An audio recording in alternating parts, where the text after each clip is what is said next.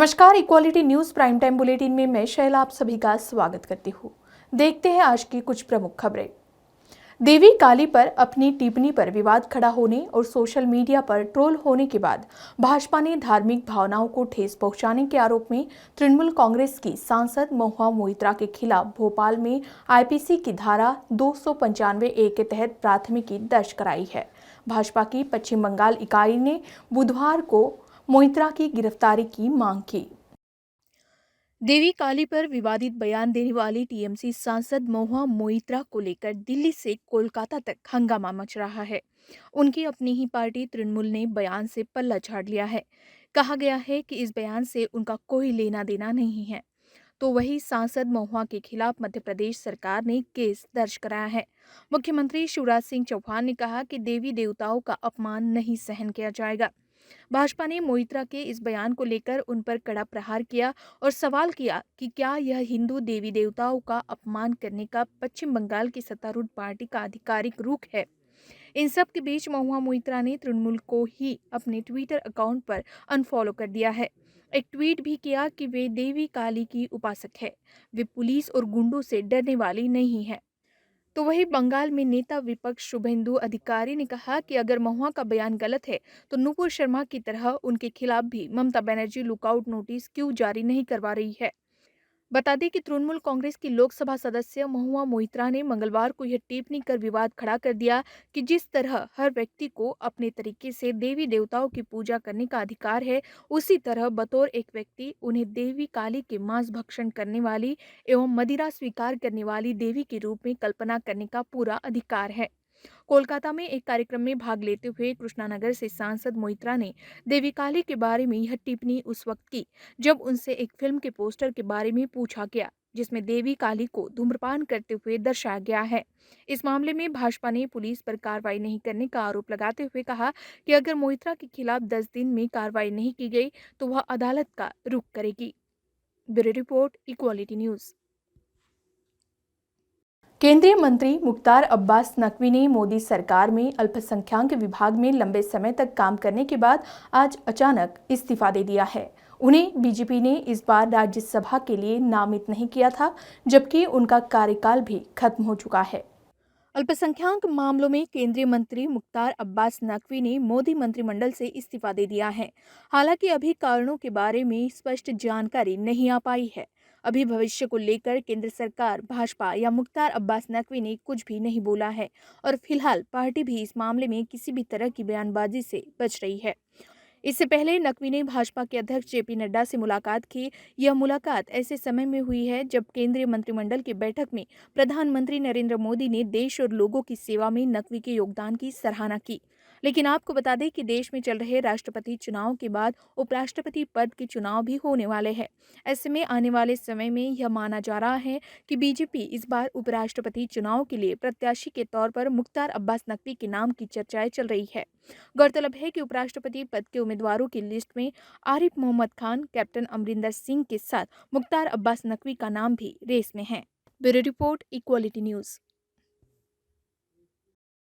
मध्य प्रदेश में आज नगर निगम के प्रथम चरण की वोटिंग हुई। मतदान सुबह 7 बजे से शुरू होकर शाम 5 बजे तक चला। भोपाल, इंदौर समेत 11 नगर निगमों में मतदान किया गया। 11 नगर निगम के लिए 101 महापौर प्रत्याशी अपना भाग्य आजमा रहे हैं। इनमें भोपाल, इंदौर, ग्वालियर, खंडवा, बुरहानपुर, जबलपुर, छिंदवाड़ा, उज्जैन, सागर, सिंगरौली और सतना शामिल है।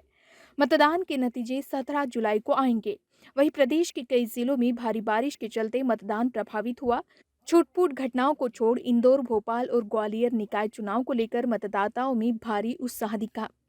पूर्व मुख्यमंत्री और राज्यसभा सांसद दिग्विजय सिंह ने दक्षिण पश्चिम विधानसभा क्षेत्र के वार्ड 24 में श्यामला हिल्स में स्थित मतदान केंद्र पहुंचकर पत्नी के साथ अपने मताधिकार का प्रयोग कर मतदान किया। इस वक्त उन्होंने कहा कि जनता भारतीय जनता पार्टी के कुशासन के खिलाफ है। भाजपा के शासनकाल में भोपाल की हालत बद से बदतर हो गई है। इन्हें केवल विकास का नाम आता है, इनका विकास से कोई नाता नहीं है। भारतीय जनता पार्टी के कुशासन के खिलाफ है जनता, और परसों की वर्षा ने तो इनकी कलई और खोल दी। सैकड़ों करोड़ रुपए खर्च हुए, काम निम्न स्तर का हुआ। लोगों में रोष है, गरीबों के मकानों में पानी घुस गया, सामान चला गया, अनाज नष्ट हो गया और स्वयं भाजपा की उम्मीदवार खुद कह रही हैं कि मैं भ्रष्टाचार समाप्त कर दूंगी। इसका जवाब आपको पूर्व हमारी जो महापौर जी हैं कृष्णा गौर और आलोक शर्मा जी से पूछना चाहिए कि भाई इतना भ्रष्टाचार क्यों किया जो मालती राय जी को अब आना पड़ रहा है मैदान में। अगर आप शायद भ्रष्टाचार समाप्त कर देते, नहीं करते तो शायद वो मैदान में भी नहीं आती। तो पूरा 15 साल से लगातार भोपाल की हालात बद से बदतर होती जा रही है। इनको केवल विकास का नाम आता है लेकिन विकास से कोई नाता नहीं है। इनके 15 साल और कमलनाथ जी के 15 महीने आप देख लीजिए। कुछ मत करिए, मैं तो आपसे पूछता हूं कि बिजली के बिल आपके अब कितने आ रहे हैं और कांग्रेस के राज में कितने आ रहे थे। इसी को समझकर आप भी कांग्रेस के पक्ष में वोट दे दीजिए। बात यह है, मुझे घोर आपत्ति इस बात की है कि नरेला के माननीय विधायक एवं मंत्री विश्वास सारंग जी टीआई के साथ मतदान केंद्र के अंदर जाते हैं। मतदान केंद्र में आने जाने का अधिकार केवल मतदाता का है और उम्मीदवार या उसके एजेंट का है। न वे उस पोलिंग बूथ के मतदाता हैं, न पोलिंग एजेंट हैं, न उम्मीदवार हैं। किस हैसियत से अंदर वो गए, ये अपराध है। उनके खिलाफ एफआईआर दर्ज करवाई जाएगी, होगी, अभी तक तो हो गई होगी, शायद नहीं होगी तो मैं करवाऊंगा और इसमें अदालत में उनको खड़ा होकर जवाब देना पड़ेगा। ये गुंडागर्दी है, ये गुंडागर्दी है और ये घुसकर कांग्रेस के पोलिंग एजेंट्स को वहां से भगा देना, उनके कागज छीन लेना, ये कौन सी बात वो प्रजात लोकतंत्र है। सर, गैस सिलेंडर 50 रुपए हफ्ते 10 दिन में 15 दिन तोहफा देते हैं मोदी जी, बहुत बहुत धन्यवाद। सर, आप जो आरोप लगा रहे हैं उसमें वीडी शर्मा कह रहे हैं कि आप हार देखकर इस तरह के आरोप। जी हाँ वीडी शर्मा जी, आपके दिल पे क्या गुजर रही है विश्वास सारंग के बारे में मैं जानता हूँ। उत्तर प्रदेश में जौहर यूनिवर्सिटी से जुड़े मनी लॉन्ड्रिंग मामले में अब्दुल्ला आजम खान लखनऊ के प्रवर्तन निदेशालय पहुंचे। बुधवार को दोपहर 12 बजे से वो कार्यालय में रहे। बंद कमरे में उनसे जौहर यूनिवर्सिटी के नाम पर चैरिटेबल ट्रस्ट और कई अन्य फर्म से जुड़े फंड को लेकर पूछताछ हो रही है। सपा के वरिष्ठ नेता आजम खान के बेटे अब्दुल्ला को ईडी ने 15 जुलाई तक पेश होने का नोटिस जारी किया था, मगर वो तीसरे दिन ही ईडी कार्यालय पहुंच गए।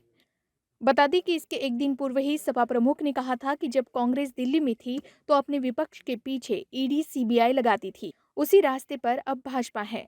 महाराष्ट्र में उन्होंने स्वीकार कर लिया कि वहां ईडी सरकार है। ईडी सरकार मध्य प्रदेश और अन्य राज्यों में भी है। भाजपा इन संस्थाओं का दुरुपयोग कर रही है।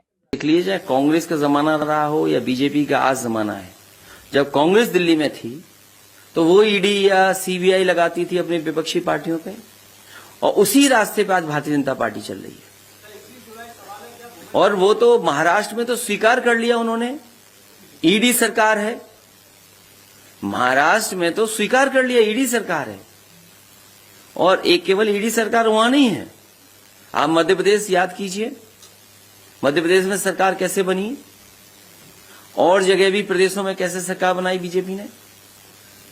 अब क्योंकि हम लोग समाजवादी लोग चुनाव हार गए, क्या बड़े पैमाने पर बेईमानी अधिकारियों ने की थी चुनाव में, क्या नहीं की थी? अगर आज हम कहें पॉलिटिकल एज ए पार्टी के हमारे वोट काटे गए, तो वो ये इलेक्शन कमीशन कहेगा कि आपकी जिम्मेदारी थी। लेकिन बड़े पैमाने पर समाजवादी पार्टी के वोटरों को चिन्हित कर करके काटा था। इन एजेंसियों का, इन संस्थाओं का दुरुपयोग भारतीय जनता पार्टी कर रही है। महंगाई की आग में पहले से जल रहे आम आदमी को अब रसोई गैस सिलेंडर की तपीज भी झेलनी पड़ेगी। पेट्रोलियम कंपनियों ने बुधवार सुबह एलपीजी गैस सिलेंडर की कीमतों में बड़ा बदलाव किया है। रसोई गैस सिलेंडर के दाम 50 रुपये बढ़ गए हैं, जबकि 5 किलोग्राम वाला छोटा सिलेंडर भी 18 रुपये महंगा हो गया है। हालांकि कमर्शियल गैस सिलेंडर की कीमतों में एक पखवाड़े के अंदर दूसरी बार कटौती की गई है। पेट्रोलियम कंपनियों के अनुसार राष्ट्रीय राजधानी दिल्ली में अब घरेलू गैस सिलेंडर का रेट 50 रुपये बढ़कर 1053 रुपये प्रति सिलेंडर पहुंच गया है।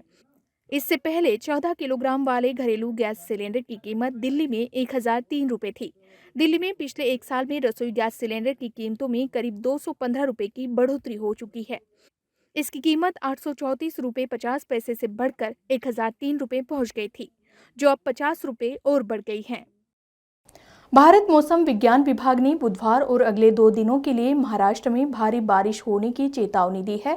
आईएमडी ने दक्षिण कोंकण, गोवा और दक्षिण मध्य महाराष्ट्र के लिए 6 से 8 जुलाई के बीच रेड अलर्ट घोषित किया है। राजधानी मुंबई में लगातार तीसरे दिन भी भारी बारिश हुई, जिससे एक चौल के पास भूस्खलन हो गया। कई स्थानों पर जलजमाव की स्थिति पैदा हो गई और यातायात बाधित हुआ। मिली जानकारी के मुताबिक भूस्खलन की घटना में 3 लोग घायल हो गए। बारिश से जनजीवन अस्त व्यस्त होने के साथ ही मुंबई के एक व्यक्ति ने ट्वीट किया कि अब उन्हें आने जाने के लिए कार की बजाय नाव की जरूरत है। भारी बारिश के बाद महाराष्ट्र के सातारा जिले में प्रतापगढ़ जाने वाली सड़क पर भी भूस्खलन हुआ। आईएमडी ने दक्षिण कोंकण, गोवा और दक्षिण मध्य महाराष्ट्र के लिए 6 से 8 जुलाई के बीच रेड अलर्ट घोषित किया है। विभाग ने कहा है कि इस दौरान कुछ स्थानों पर भारी से अत्यधिक भारी बारिश होने की संभावना है और छिटपुट स्थानों पर अत्यधिक भारी बारिश हो सकती है। Bureau report, equality news. Equality news prime time bulletin में अभी के लिए बस इतना ही। खबरों की अधिक जानकारी के लिए आप बने रहिए इक्वालिटी न्यूज़ के साथ ही अन्य खबरों के लिए आज ही इक्वालिटी न्यूज़ के फेसबुक पेज को लाइक और फॉलो करें और यूट्यूब चैनल को सब्सक्राइब करना ना भूलें। धन्यवाद।